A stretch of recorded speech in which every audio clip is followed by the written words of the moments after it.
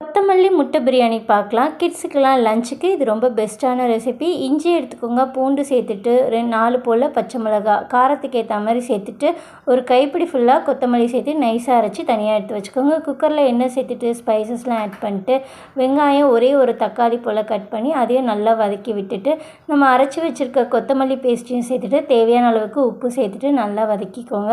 இது நல்லா வதங்கினதுமே 1 டீஸ்பூன் போல் கரம் மசாலா சேர்த்துக்கோங்க.